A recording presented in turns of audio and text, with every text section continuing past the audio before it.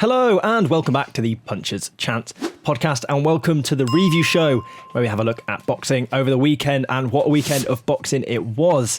But unfortunately before that, we're going to have to talk about Jake Paul versus Tank Davis. We recorded a whole podcast. Who AJ fighting next? Is he fighting Jake Paul? No, Jake Paul is fighting Tank Davis. We'll get into that real quick, but before, I believe you got a present for us, Ben. Yeah, I have actually. Oh, a surprise. Since this is a boxing podcast, I come across something. Hopefully it gives Harry a bit of energy to give us a famous Jake Paul clip. Okay, this is interesting. We have no idea what's going on here. Oh my God. What is this? Let's get ready to rumble. Check this out. Let's get ready I come to across rumble. it the other day. Sour apple. Cherry This Fizz. isn't an advertisement. Oh, it's done by Michael Buffer. It is a Michael Buffer The iconic- energy drink. Is it? So if I drink this, am I going to sound like him? Is that what this is about? Good The give it a try. iconic voice of boxing. How brings much you caffeine? 160 milligrams. Okay. It's we're not officially, but let's get ready to rumble. Michael, if you're watching, big up yourself. Shout out. That's cool. I can't wait for that. That is going to fuel me. I'm going to crack it. If you're listening to the audio version, I'm going to crack it now. So just I'm close your ears interested or to see something what one it second. tastes like. You not got one for yourself? I've got one in the house, but I've already. Oh, sorry about that, guys. That was a bit loud. Anyway, straight into the action now that we're ready to be fueled by it. What do we make of Jake Paul? I feel like there's three things we need to talk about. First of all, what do we make of it from a Jake Paul point of view? Second of all, what do we make of it from a Tank Davis point of view? And then third and foremost, what do we make it from a boxing fan's point of view? So start off with Jake Paul. Harry, what are you saying? I love how you pass it over to me. Listen, we've talked a lot on this podcast, haven't we? We have. Jake Paul. Well, Jake Paul full stop, but Jake Paul fighting a real boxer. Be careful with that now, son mine. We need some control on this podcast. We don't need you running around. I'm good. We talked about him fighting a real boxer. And he is. But it wasn't the boxer that this time last week we were talking about, was it? We did half an hour of talking about Jake Paul against Anthony Joshua potentially happening at the end of the year. Now, out of nowhere, in my opinion, he's now fighting Gervonta Davis, a 135-pound fighter who, let's be honest, outside of fighting is probably walking around 155 maybe. At best, yeah. At best, even lower. Yeah, it's unexpected. You're really trying my luck. I'm trying to be... Okay, let me put it like this. He called out Tank Davis, and we all laughed. We went, haha, good one. Yeah, whatever. It was, believe it or not, it was the least believable name in a sentence where he called out two other world champions at cruiserweight and at heavyweight. But I think the difficulty with Jake Paul, for me, is you've got things like the Ben Askren, Anderson Silva, Tommy Fury fights at the time. It kind of made sense. I didn't like the guy back then, but they kind of made sense for his thing. And then you had Julio Cesar Chavez Jr. Makes sense. The guy's a boxer, But then Mike Tyson, and now this. This is for me, this is like the peak of the clown show. Like, he's a lightweight. You're a cruiserweight. That's not a boxing fight. That's like, that is an exhibition fight. You're not. You can't say you want to be a world champion and then fight someone that's 70 pounds lighter than you. It just doesn't. It doesn't add up. Is he that afraid of the Lamont Roach rematch, though, Gervonta Davis? In terms of Tank, though, I think he is... Well, he's done interviews previously stating that his objective within the sport is to make money, and he's not going to make probably no more money than fighting Jake Paul, even if it is... I think it is going to go down as an exhibition fight, because I can't see anyone sanctioning a professional... You can't sanction it. I think it is an exhibition fight, though, isn't it? Yeah, well, they're trying. I think they're trying to like put out there that they haven't agreed to it being an exhibition or a professional fight yet. But I think it is going to go down as an exhibition fight because, like I said, you can't sanction what will be how many weight classes different. No, super light, welter, super welter, middle, super middle, light heavyweight, cruiserweight. So 7. Mental. Yeah. It's I genuinely think it's a shame because I think like I say, with the Chavez Jr. fight, he kind of positioned himself in a really good spot. He somehow got given genuine rankings, and you're thinking, hang about, what's going on here? He's doing something. And, he's talking about fights against Zerda Ramirez, people like this. And obviously Anthony Joshua, and that's obscene in its own right, but it's obscene because Jake Paul shouldn't be fighting those people in our minds. But this is I find it hard to compute in terms of like put it into a coherent sentence about you're fighting a lightweight. Like, yeah, you're fighting a world champion. Well done, but I'm not buying it. Anything that happened in this fight as impressive, or it's a circus. It's money, and it's nothing more than that. And I just think that's the problem, isn't it, with him? He says one thing and he does the other. He says he wants to be a world champ, and then you fight a lightweight. It's just like, come on now. I think it might be a smart move for Jake Paul to fight Tank, though, in terms of a lot of people who are going to have eyes on it are not going to probably know enough to realise there's a 7 weight class difference. I think a lot of people will look that he's fighting a world champion and just be like, oh, if he can beat him, it's a credible win, and it makes him look like a proper boxer, if you get what I mean. Like, a lot of people are not gonna realise that Tank is much, much smaller. They will just see it as, if Jake Paul can beat him, or he's beaten a credible world champion who is seen by many people in the sport as one of the best fighters that the sport of boxing have got. So that's the only issue, I think, is a lot of people might look at it and think that it's, well, we'll give him credit for winning it if he does pull it off. But you don't win anyway. It's an exhibition. Yeah. Like, that's the daft thing about it. Well, you look back as well on all these exhibitions that we've had against like a smaller fighter fighting a bigger fighter. Logan Paul, Floyd Mayweather. The only difference there between it is Floyd Mayweather was retired and he's done everything that he wanted to achieve in the sport. And Floyd was a super welter at this point. Yeah, even a middleweight. Well, like, it's still... Even the Conor McGregor fight as well. He was at the end of his career. Gervonta Davis is nowhere near the end of his career. He's currently in the peak of his career, if you ask me, around the 30-year-old mark. It's mental that you can go from fighting Roach and get lucky in that fight to now thinking, well, I'm not going to have that rematch. I'd rather have the money than fight for a world title. It doesn't sit well with me, but that's the thing with Jake Paul. He's so marketable, and he attracts all these different fighters. Let's not forget now, he had the names of what? Gervonta Davis, Canelo Alvarez, Anthony Joshua. He's fighting one of those 3 now. Zerdo, I think it was the other one, because he was a WBA, wasn't he? He's going to fight Anthony Joshua probably next year, whether we like it or not. Possibly. Because that's still on the table. Well, no, it seemed like the issue with that was... but don't tell me it was like... DAZN won't let Anthony Joshua fight on Netflix. Yeah, he's not... The only thing is the broadcasting issue, isn't it? They won't let him fight on Netflix because that's their big money fight. But he's the face... Let's look at professional boxing now in America. You talked about it. It's struggling at the moment, didn't you? Yeah. A couple of weeks back.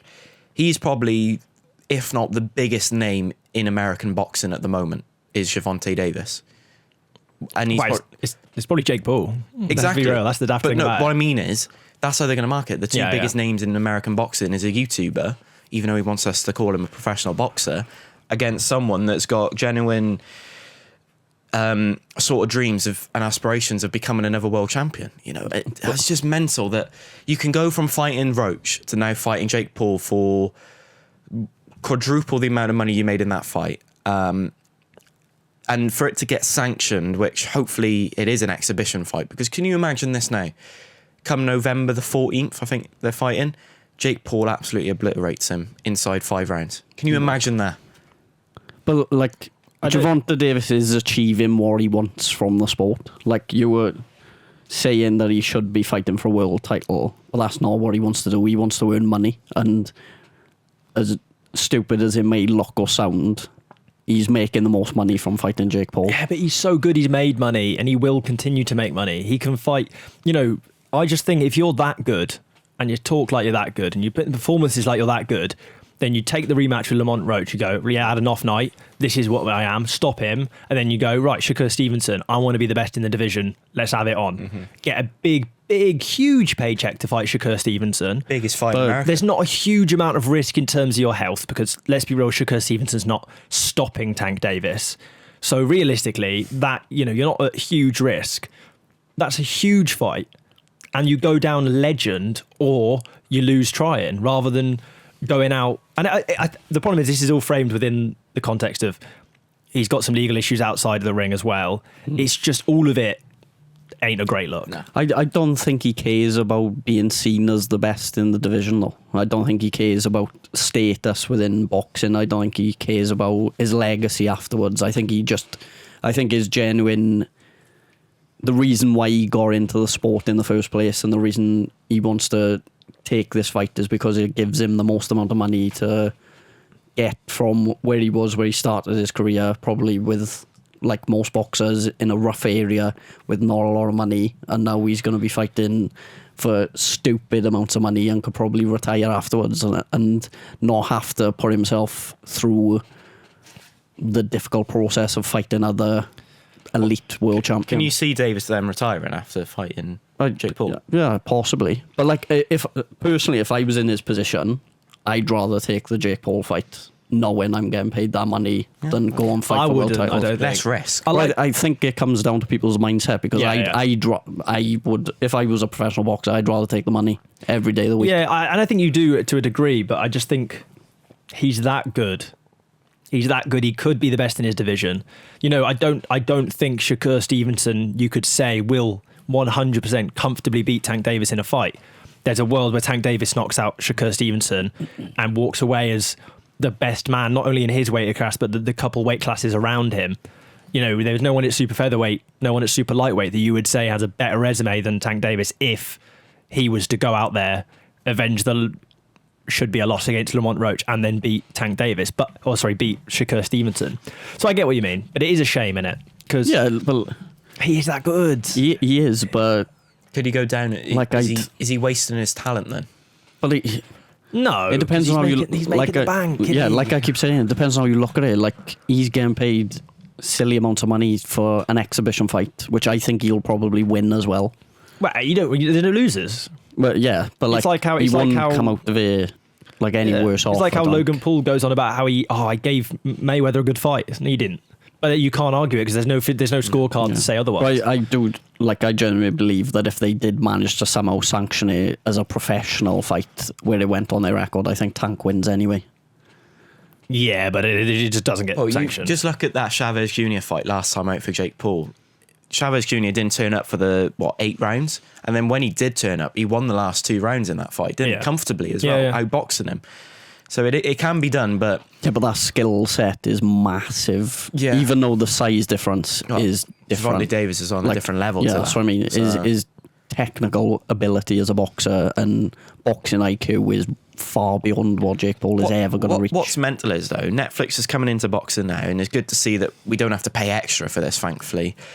You know, we've had Jake Paul, Mike Tyson. We've had, Taylor Serrano 3. We're getting Canelo Alvarez, Terence Crawford. Huge fight, probably biggest fight of this century. And then we're getting Jake Paul, Gervonta Davis. You know, it's like, we're going somewhere here with Netflix with boxing, and then we get Jake Paul, Tank Davis, and you're like, we're back to that now. We're back to what Netflix wants. It tailors to their audience, though, doesn't it? Like, with people who tailors? Sorry. With people who are subscribed to... Well, I don't want to say that energy drink. With people who are subscribed to DAZN, they're subscribed mainly, I think, to watch boxing, and because they're fans of boxing. People who are sat down on a Saturday night with Netflix on and seeing a Jake Paul fight aren't necessarily going to be die-hard boxing fans. They're just going to look and see, Jake Paul's fighting a world champion, let's chuck it on. It's free to watch. You can see it. And let's be real, we're sat here, right? We're playing, you know, upset. We're playing annoyed. We're watching it, aren't we? Like we are. Like I am. I will be watching it. I'll probably even watch the documentary. No doubt they'll make about like the build-up. How many times have we said watch it on this podcast? We're going to watch it because some of us want him to lose, and then other people want him to win. You know, that's how... I don't think it's not even about that. I'm watching because it's intriguing, it's exciting, it's fascinating, it's huge, it's mental, it's obscene. It's like how, to use a bit of a weird analogy, you know, when you're driving down the motorway and there's like a car broken down on the side, you turn to look, don't you? Yeah. Not because it's different. It's fascination. You just want to see, so you know. You know, I couldn't possibly go to bed and then wake up in the morning and not think, I wonder what happened in the fight, and watch it. I just couldn't do it. I'd be like irritable all day, just thinking. People don't like him, but people talk about him, and that's what he does well, and that's how he makes his money. But do you know what the problem is? And I hate saying this, I'd started to warm to Jake Paul a little bit in terms of the stuff they've done with the MVP and the women's boxing, brilliant. And things like the Cesar Chavez Jr. fight, it's a good fight. The guy is he's corpus mentis. He's healthy. He's of a reasonable age. He's a good boxer. It all makes sense. So that's fine. And he won it. And he did genuinely win it. Fair play. But then you just think, if you just do it again, like just do another. It's like he almost has to do like one circus fight per one half decent fight. Like Mike Tyson, complete joke, never should have happened. Cesar Chavez, not bad. Tank Davis, never should happen. So it's just like, just do it. Like, do what you say you're going to do rather than say one thing and do the other. That's the only thing that I think it would have been more intriguing if they managed to somehow pull the Anthony Joshua fight off. But I think it's a better fight. Looking with the sort of... It's not a better fight, but it is. More watchable. The issues around the Netflix... Well, I mentioned it last week when we were talking about it before all this news broke. We did call it though, didn't we? I thought the issue would be Netflix and DAZN because Netflix are obviously going to want it and Jake Paul. But I suppose... I don't know whether Jake Paul can fight on DAZN if he's... I also don't know if his last fight was on DAZN. I also don't know how much I'd want...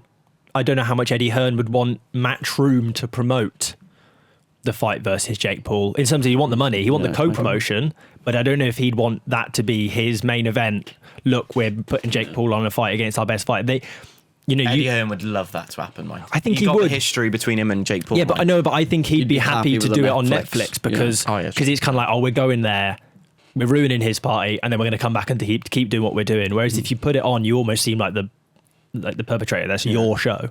True. Yeah. And there's no... I suppose there's no thing there of doing like a dual sort of broadcasting between Netflix and DAZN. No, because DAZN will stick it on a pay-per-view and Netflix won't. Yeah, that's the difference realistically, because it's different models, it's different things. There's no pay-per-view these days, mind there. Wow. No, Turkey's not doing his pay-per-views. Anyone else can. A week later, we've probably got the best card of the year, haven't we? True. So There's all sorts of great stuff. I just think it's weird, isn't it? Where's it happening? Like, what is when we... I just didn't expect to wake up to this news when it happened. I remember it was leaked on like the morning. Turkish Netflix. Yeah, and I saw it and I thought, but they were close apparently before he fought Lamont Roach to agree in a deal. Yeah, but it just seemed like it was one of those things that just wouldn't actually ever happen. Do you know what I mean? Like, it just felt like leverage, or like just like they're talking about doing it rather than actually doing it. I don't know whether it's going to feel as big of a deal either once it gets to fight week and it's just an exhibition style fight. Like, I don't think people I don't know. It's hard to see whether people attracts big numbers in America. But when you get that when you get that picture of claims to be 6'2" Jake Paul and like tiny little just Tank Davis, height different. Yeah, it's going to be like you look at that and it's just it sells a newspaper, doesn't it? Because people see and go, what on earth is this? What am I looking at? And therefore... Say that about this podcast as well, don't you? Yeah, regularly people click on it, they look at the height difference between me and you and they go, what is this? What is this weird? We've got an order now. You call him Little Tank, I call him Big Tank. Big Tank, yeah, you look up to him. Yeah. It's happening in Atlanta as well, which is a shock. I thought it was happening in Texas because, they're brilliant, the Texas Boxing Commission. It's an exhibition, they can do it anywhere, can't they? Yeah. Or like Poland might put it on, I reckon. I reckon they'll slip him a 5, allegedly, and they might put on the show for you, who knows. Or Hungary. That could be a mad jump, or if he goes from Tank to Anthony Joshua. That would be a switch up. That's some run. That is some run. I respect it. If somehow, you saying there's no winner or loser, but if Jake Paul does win, can Tank Davis come back from losing to Jake Paul, even though it is an exhibition? No, that is just like... Yeah. Can you imagine, you go into fight week, it doesn't matter, you could be fighting the worst journeyman in the world, and you sit down in the press conference and go, I'm a former world champ, I'm this, that, the other, and he just goes, yeah, you lost to Jake Paul. Yeah. Press conference over, you've lost. You're 1-0 down before the fight's even started. Like, and it's just... I want to see the Shakur fight. I think we get that. But it's the best for both parties. Can Shakur do it against the biggest hitter in his division, the biggest threat in his division? Can Tank Davis still knock out the most technically gifted boxer in his division. It's the perfect matchup. I suppose someone's got to stump up enough money to make it happen. And all that. There's a man who would. Yeah, American boxing is crying out for a big fight. You know, Canelo Alvarez, Terence Crawford is that in a way, but an all-American big fight, and that's it. Yeah. That's what they're crying out for over in the States. They're crying out for a big heavyweight. They are, yeah. They are. Big Baby Miller, you know, is probably the They answer to that haven't at the got moment. any good heavyweights. No, and that, yeah. It's just, yeah. It's a shame, innit? It is. Like when you saw that Tank Davis, like Garcia fight, where Tank Davis, you realised he's the real deal. You know, He battered him that he night, absolutely didn't battered him, and now he's fighting Jake Paul. And then you flip side that, what was Jake Paul doing when Tank Davis fought Ryan Garcia? Yeah. That was probably like, Andre August is probably that neck of the woods, the Texan cruiserweight champion or whatever he was. 2023, April 2023. What's that? Tank Davis, Garcia, Ryan or- Garcia, yeah. Jake Paul. versus who was he fought in It probably was early on- 2023? It probably was Andre August. If it who is, we've never seen again. serious- Some serious glove glove knowledge. Oh no, it was a couple months after the Tommy Fury loss. So a couple months before the Andre Nate August Diaz fight. fight. Oh, Nate Diaz. See, I forget about those things. Like, It was the same. It was the same year. Okay. Andre August was in December of 2023. Okay. So we hadn't even fought Andre August. no, Crazy. mental. Yeah, no, I don't know. Is there any more to say other than just what, how, when, why? Thanks a lot, because we made an entire podcast last week about it, and Yeah. all the comments that we had about it was he's fighting Gervonta Davis. Yeah, that's all people cared about. Yeah, Thanks, guys. You know Appreciate that's why we shouldn't record on a Monday. it's You know, true. there's my It's true. argument. And we're not today, so Yeah, no. good win. Happy Hey, you bank got holiday, boys. 2 words you want to leave us with? Go on.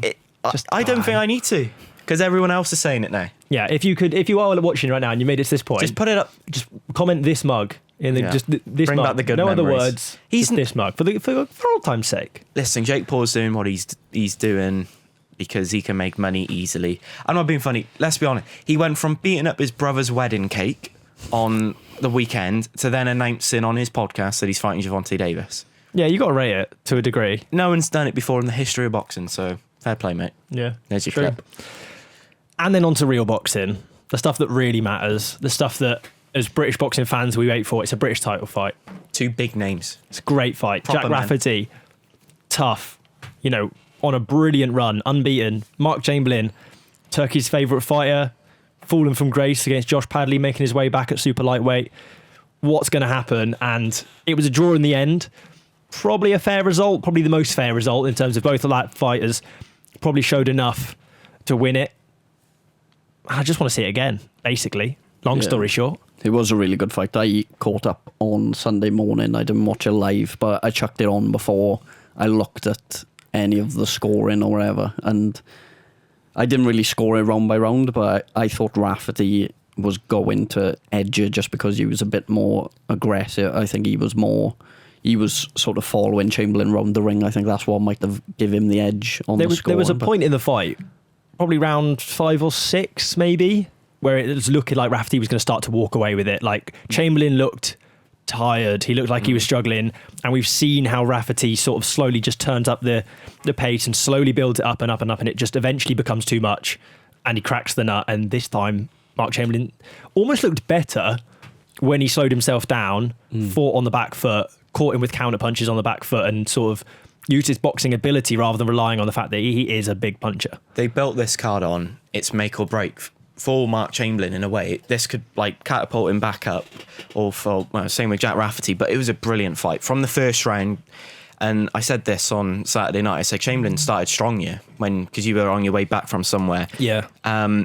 And like you said, Rafferty was growing into it. But it was interesting that the first round, Chamberlain hit Rafferty with a clean shot, and that's sort of like woke him up and probably set the tempo. And then the second round, Rafferty responded in the same sort of way. And then like round 7 was like the changing of the fight. The momentum was going in the favour of Rafferty, and was it a little bit too late? You can make the argument there. That's how the fight sort of evened out then. But great fight. These sort of British fights is what we love. And Altrincham, a small arena, only a couple thousand maybe, if that. Yeah, in something there. like that. It's not the a big biggest. venue. And they've probably just had one of the fights of the year happen there. It was a great performance. And like, what was interesting about it was Chamberlain had a lot of pressure on him in this fight, I felt, because you talked about it. That Josh Padley fight was probably one of the biggest upsets of 2024 because no one saw that coming. Let's be honest. None of us called it. I think all of us maybe even called that Chamberlain was going to stop Padley. Yeah. And then to move to fight Rafferty, and everyone's like, oh, Rafferty's on a good run here. Rafferty's, strong. He's got that momentum in his career. To put up a performance like that, run it back. Run it back straight away. Rest up. Start 2026 with another fight of the year contender in January, February. It was such a good watch. It's a sort of fight where you watched it once, but then as soon as the highlights came out, you were like, well, let's watch it back. Let's see how sort of they play it on the highlights. But I thought it was fair with the scoring of the judges. Normally, I don't say that. Hi, Chris. But I thought Rafferty did enough by one round. Yeah, it was so close that you can't. Yeah, exactly. The rounds were so close where you could make an argument for both, and that was fine. For it to be a draw, happy days, run it back. Yeah, Let's see it again. It's such an easy rematch for Queensbury 100%. to make, isn't it? Yeah, it's tapping because both lads will be. You won't have to pay them that handsomely for it because they're going to want to get that back because they both feel like they can win it because they were both so close. Yeah, and yet they both feel like the other person can't, and they both feel like they'll improve, and it's that whole, and chances are they'll both improve the same amount and we'll have another great fight. It's a sort of fight as well that deserves to go on a Riyadh season card. They both were calling for it. They both shouted out to Alashake afterwards. Well, they deserve the money for it, don't they? Yeah, make a bit more money, but I was surprised, like you said, of how good Chamberlain looked boxing on the back foot for someone we've always considered as a bit of a big hitter and likes to stand and not trade, I suppose, but like he's confident enough to plant his feet and just let his hands go.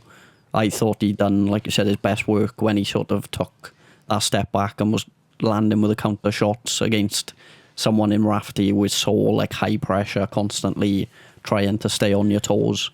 So it was a very different sort of style that we've seen from Chamberlain, but it's always hard, isn't it? When you get two fighters that I suppose you expect to fight in the same way and it sort of just stand and trade, sometimes it doesn't always turn into a very good fight. But I think the fact that Chamberlain mixed up or showed that he could mix up his ability as a boxer made it a bit more intriguing. But I definitely, I'd be very keen to see a rematch between these two and I think I'd be shocked as well if they don't run it back. Yeah, it's such an easy win. I just think every time I watch him, I'm really impressed with Jack Rafferty. Yeah.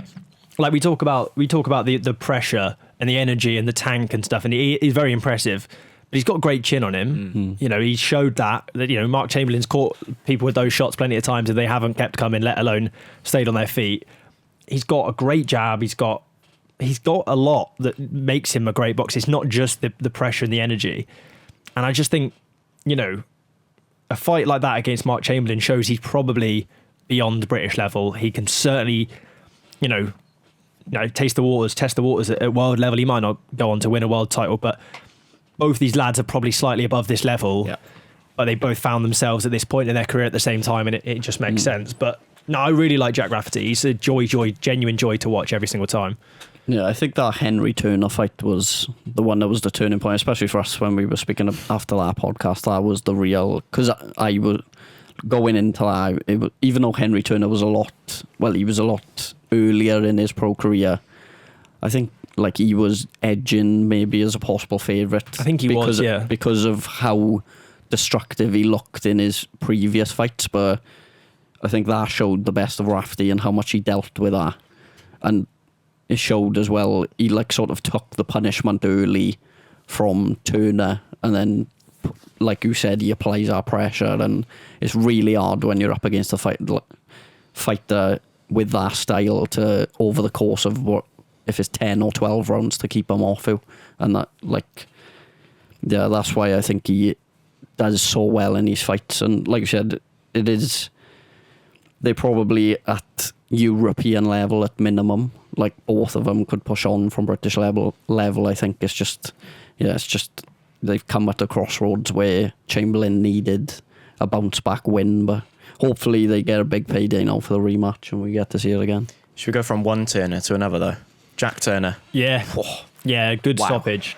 Tough fight for him. He needed the stoppage as well, let's be honest. And we go on about this podcast when you've got a prospect coming through. We want to see him get tested. And along with Sam Hill's theory of fighting an Argentinian, that's what you get. There's great value for money, aren't they? They're going to take a prospect into deep waters. And I'm not being funny, Jack Turner, every time he went back to that corner, he was slowly but surely looking more and more negative as the fight went on. But just to come out of nowhere was, it was just remarkable, the stoppage. And it's a sort of statement win as well. Like, I can go to these deep waters and still find that one punch that can change it. Because I'm not being funny, Turner was down on the rounds. You know, that Argentinian guy was tough and he was winning those rounds comfortably, some of them as well. But for him to show that at his age as well, and for people to say that he's a prospect, get excited about him, I'm even more excited after that fight now, because he's shown me a lot more. Because you look at some prospects, and I'm not comparing him now, but the likes of Moses Ataima coming through, you know, he hasn't yet been tested. It's good to see a prospect like Jack Turner get tested, because it's like we find out what he's really about. Yeah, yes and no though, because I agree with you. It's great to see him tested, but the Atoma comparison is Atoma hasn't been tested because he's that good. Every time we try and test him, he proves he's a level above it. And I think Turner, maybe you could take it two ways.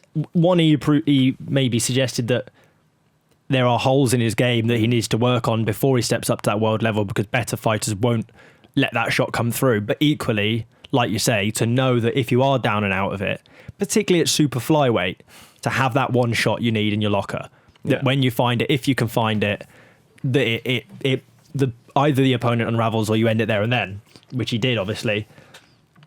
It's rare, isn't it, for a super flyweight to have that kind of one shot power where you go, yeah, lights out, good night. It came from nowhere. Off you go. It's helpful to have it, but you don't want to rely on it. And No. like you said, I think it has shown there is area, and there's nothing wrong with having areas to work on either, because he's still very young as a professional. Yeah. And with fights like that, like you said, we've seen prospects before who have been in that situation and it's sink or swim moment, and they haven't dealt with it. And I know he not got away with it as such by landing a big shot, but you know, he come through what was a tough test, and we've seen prospects over the last few months, last few years that haven't dealt with it. Mark Chamberlain, in that fight against Padley, throughout the entirety of the fight, I always felt in the back of my mind that Mark Chamberlain was going to find that one shot against Josh Padley and end it. And so when he didn't, I was like, oh wow, that's brilliant. Was it William Crawler as well? Will Crawler got beat by, and he just didn't find that shot. But it's, like you say, sometimes they don't find it. Yeah. But there is something to be said for the ones that just do. Like, winners win. They find a way. And he did just find a way to win it when he had to. Yeah, it's a massive benefit to have that punch power, because, like you said, it can switch a fight in an instant. But it is just one of those things that you don't want to rely on it every fight, because, like you said, when you step up the levels, better opponents are not going to let you get away with it once they've got that lead over you, and they know who you're chasing, and they know you're looking for that big shot. Like a smarter fighter, if they knew, it's difficult, because I suppose he didn't definitely know he was going to win the fight over rounds, especially being the away corner fighter. But smarter fighters would have tucked up and just taken the win and run. Yeah. He showed how comfortable the Argentinian guy was. He was running across the ring. He knew he had Turner where he wanted him. And he was that confident in that fight. And that shot, just to find, like you say, as you move through the ranks, it gets a lot harder if you need to just rely on that one punch. But if you got it and you can still use it, then you're going to go far. Yeah, you want it. Exactly. You'd rather have it than not. It can carry you very far as well, because you look at examples like Deontay Wilder, that carried him all the way to overrated, being overrated. Yeah, but it's the same thing, innit? When he stepped up against very, very good boxers and he couldn't land that big right hand. Well, an underrated he actually did land boxer. That big right hand, and arguably rendered that very good boxer unconscious. But he got back up and made it work. He's got a freak chin, hasn't he? Yeah, exactly. Yeah. No, like you say, and the fight before, Fabio Wardley. Yeah. Again, he's beaten people and had the power in the past, and then he was getting beaten, but fortunately, I suppose not fortunately, because it's something they work on, he was still able to find that one shot he needed to find.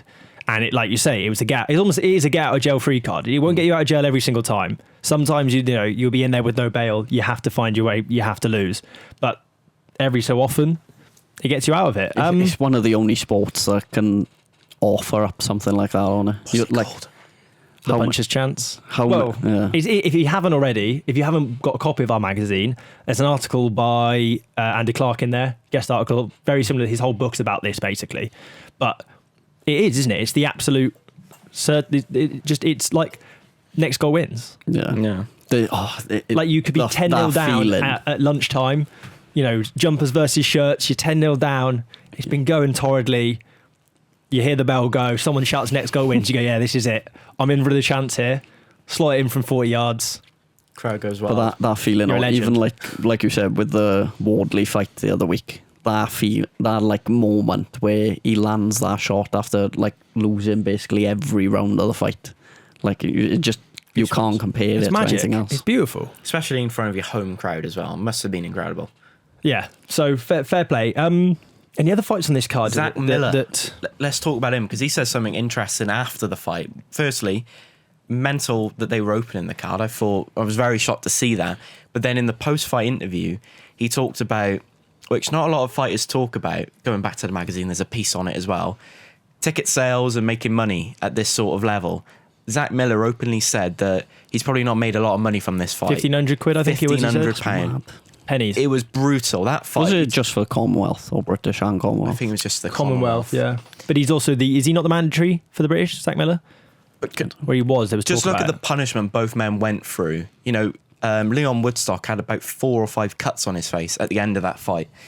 Watching it, it was like, oh, well, come on, should they really be thinking about maybe saving him for another day? But Zac Miller, great performance, but it just goes back. These fighters are leaving it all in that ring and they're getting very little for it. Modern day gladiators, which is they're doing it. They're doing it for the love of the game rather than for Not a lot of people talk about it though. When they see, he's a professional boxer, he must be earning thousands each fight. It's not the reality, is it? It's not. Which is, but more importantly, did you see Leon Woodstock's crepes in this fight? Ooh. The shoes. Oh, they're mad barefoot shoes that have got the gaps between your toes. He had them on. Like barefoot, looks like a frog, like mental. Had them on his feet. He was good value all week as well, weren't he? Yeah, but Leon Woodstock. You deserve to lose just for that. No offense, I don't. Oh my God! I wish no ill on any fighter. I wish all of them get home safe to their family after everything, all of this good stuff. But turning up with barefoot shoes on, you got to lose at that point. Like you had Stephen Fulton Jr. turned up with the Tims and jorts. Yeah. Such high ratings. This is just that little bit too far for me. I'll have to check. It's like one step away from turning up in scuba diver flippers, which is not recommended. I've heard. It was actually 4 cuts by Woodstock, by the way, and they were all from head clashes as well. Zac Miller isn't the mandatory for British title either because Rhys Edwards and Gali Pawar. Yeah, but I think before this fight, he was. It was that Zac Miller was going to fight. Sorry, I'm trying to find the shoes. He's on Clark. It was that Zac Miller was going to fight Rhys Edwards for the British and before he took this fight. Because we did a tweet about there it, you go, Ben. Those are the crepes. That's mad. Barefoot shoes on. Low, no ankle support either on it. He's a madman. What if he starts stamping on his toes? Well, they're separate, so maybe that's the idea. He can still get out of range because he's only going to stand on 2 feet, right? I don't know. There might be method in his madness. I've never seen those before. But he did lose, so maybe not. I will marry. Elsewhere, Skye Nicolson back in the ring. She's got a stoppage. That stoppage. The opponent wasn't. How can we put it politely? Orthodox. Wasn't game. She wasn't orthodox, and I'm not saying she was a southpaw. She wasn't your standard opponent. I don't know where they've plucked her from. That body, as soon as that body shot hit, she was just like, "No, I'm good." The reaction was very similar to when you stub your toe in the well, anywhere in your house, and you do that sort of walk off, you're trying to not make any noise. You're like, ooh, trying to play it off as if it didn't. And you had the little moment where Skye went, "Hang on, is the ref?" No, okay. And fair play. Skye showed something that maybe she hasn't shown before, which is that edge to her. She walked away from that stoppage a bit. She had sort of a mean mug on. She was looking, and that's what you need. That Tiara Brown fight, I think, woke up something inside her a little bit, relit that fire a little bit, reminded her that she's in a sport where you can lose and people will hurt you and you need to hurt them back. And at super bantamweight, she is looking good. I know she's talking about that Tiara Brown rematch, and if she gets it, then I think that's a great fight to watch again. But she's looking really good at super bantamweight. She's looking a better super bantamweight than she ever did at featherweight, I think. Yeah, she just looks like she's carrying more power. I don't know whether that's because she's the level of opposition. But style-wise as well. I mean, she wasn't getting stoppages in those fights, those kind of opponent fights earlier on. She didn't strike you as a fighter that would look for stop. And I know it's harder within female fights because they've got less minutes and whatever to work with, but she didn't strike you as a fighter that was going to look for knockouts, whereas now that she's dropped down to this lower weight class, she feels like she's got a lot more power. But she's holding her feet a little bit more. Like, you look at it, it's not style-wise, it's not the same Skye Nicolson. Like, when she fought Raven Chapman, it almost felt like when you get the matadors and a bull, like it very much like felt she was setting a trap and then moving out the way, landing a couple shots, getting out the way. Like, it very much sounded like over and over again was just setting a trap, let her fall over, or not fall over, but like fall over her front foot and then punish her.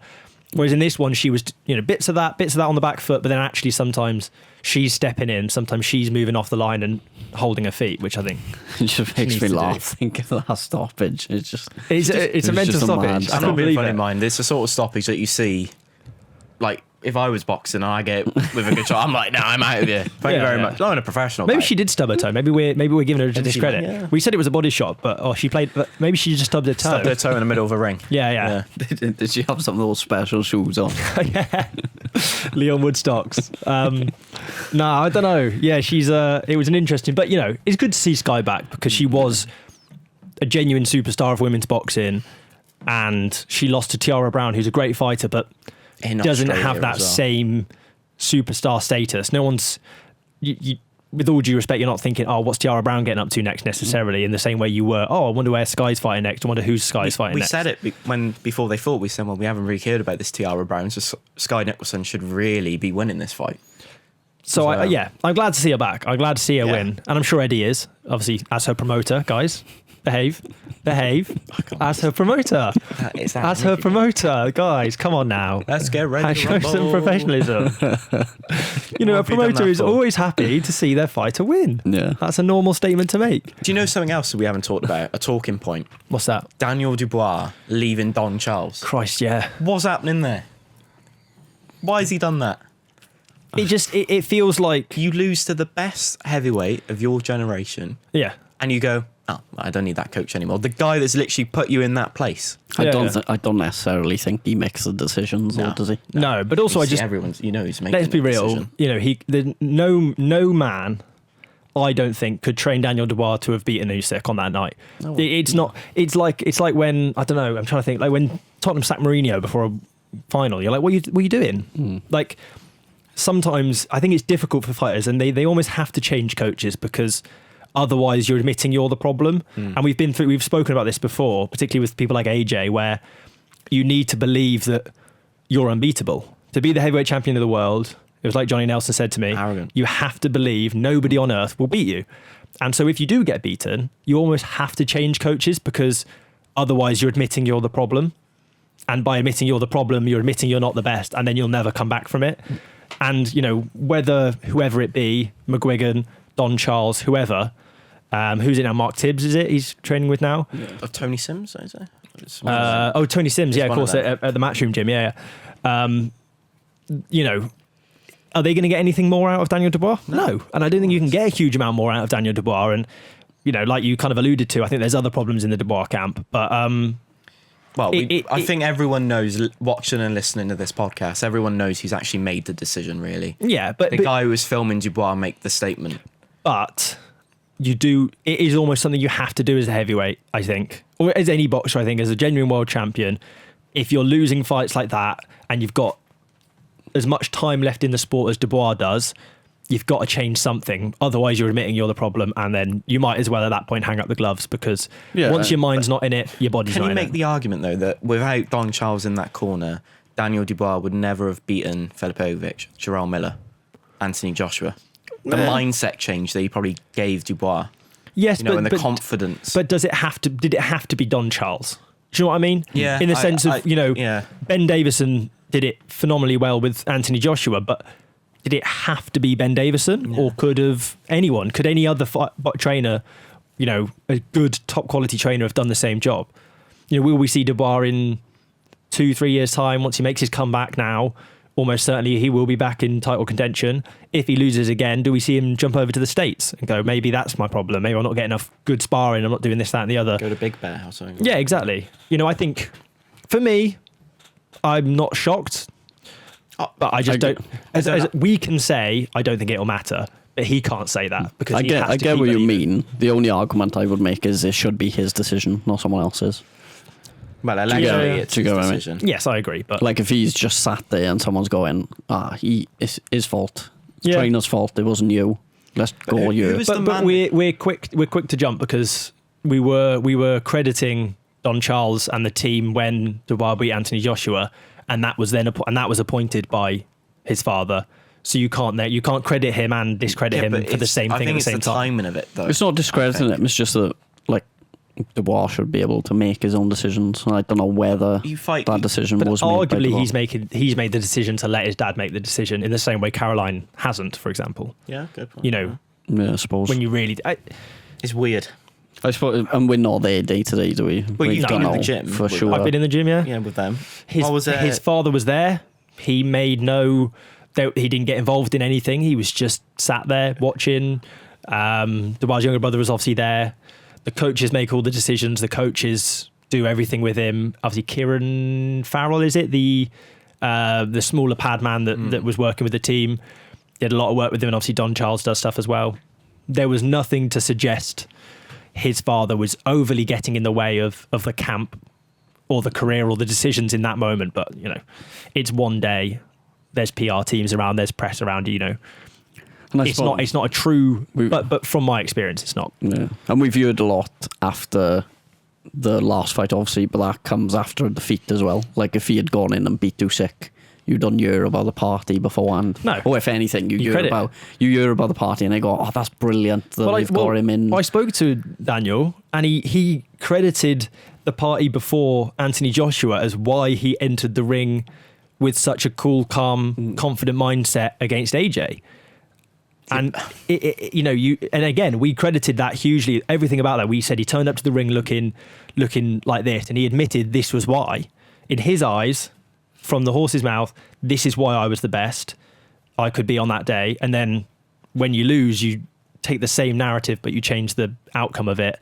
Yeah. Suddenly you're like, oh, well, why on earth were they doing that? And it's not Dubois that has said the party affected him. It's people just lock into that and it's us. It's press, it's media. It's pinning it as an excuse, I suppose. But it's interesting to see where he goes next. Although, war fighters. The term party is a bit of a just a get together, wasn't it? Yeah, it wasn't. Yeah, it's the way it's. It wasn't a techno rave in a basement. Jaw swinging. That's a great way for him to get some more money to Dubois. Just advertise a party before the fight. Oh yeah, charge tickets. Either proper rave, proper access. Yeah, I'll back it. The only problem is you might not get to the stadium on time. You might have to walk on foot. Yeah, but it could be kind of cold. Imagine Daniel Dubois at the front, his old man, and now it will be Tony Sims in behind, and then 20,000 people off their faces. From alcohol. Yeah, from alcohol. Yeah. Down Wembley Way towards Wembley Stadium. That would be cold. A whole 20,000 walking into the ring. Yeah. Hey, it would be good. It would be good. World's longest ring walk. Yeah. Well, it's a way in. Listen, if that happens now, mine. Who do you think he fights next, though? Ooh. Dubois? What's the next fight for him? I don't think he fights himself. That wasn't my answer. I was just thinking. I think he fights Ajit Kabayel. Joe Joyce. Again? Yeah. Avenge your loss. That's a shout. Avenge your loss. But going from... He beats Joe Joyce. Yeah, but Joe Joyce hasn't won since... Yeah. But that's why it's a good fight. He avenges his loss, so optically that looks good. Mm-hmm. It's another, blemish off the record, and it's an easy win. It's a sharpener. He'll let your hands go and make you feel like you're a big hitting heavyweight again. Give him Otto Wallen, that's the fight. You don't want Joe Joyce in the ring again. Come on, we've all been on this podcast, and what have we said after the Joe Joyce Filipovic? We don't want to see it, but in terms of what could happen, I'd whack good money on the fact it's going to be Joe Joyce. Yeah. Oh, can you imagine the press conference as well? Oh. Fireworks. We got that robbed off us. Absolute because of COVID. Fireworks, albeit the fireworks haven't gone off, but there's fireworks there and they're just not firing. One of those fucking little sparklers. Yeah. Ain't that right? KO writing it in the sky. Yeah, I rack it. Yeah, why not? I think it'll happen. That's a good show. To be fair.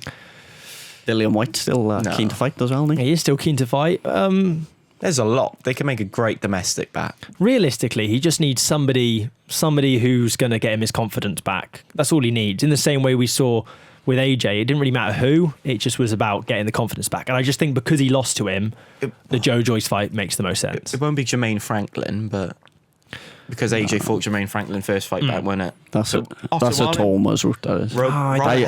I'd go Joe Joyce. If Joe Joyce is keen to get in there, get paid the money to get knocked Not out. interested in that. And they're both promoted by Frank. Frank will do it.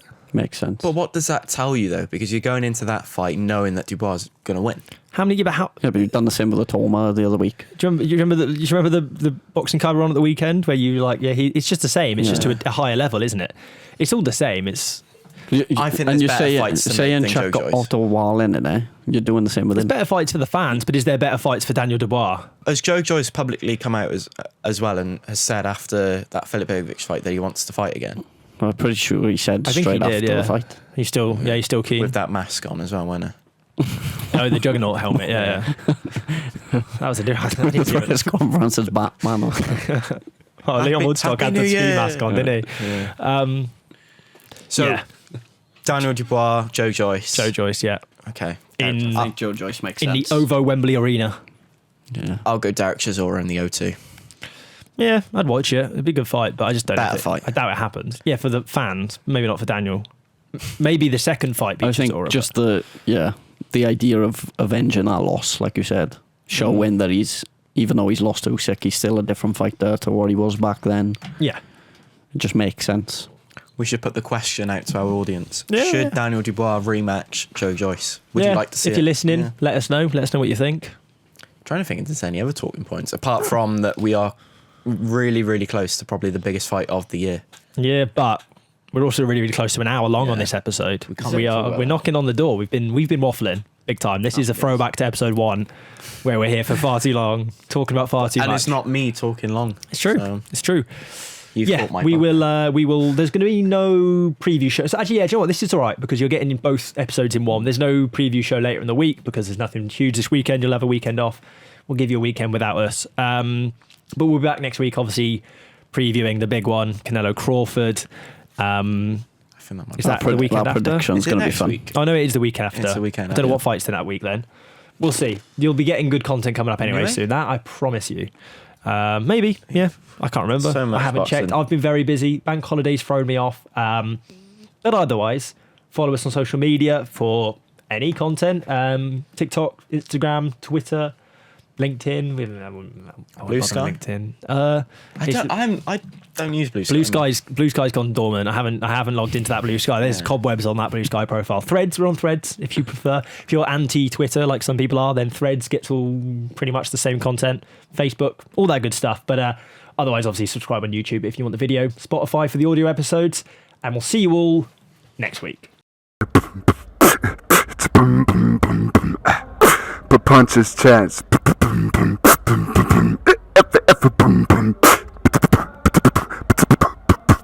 Punches Chance Podcast.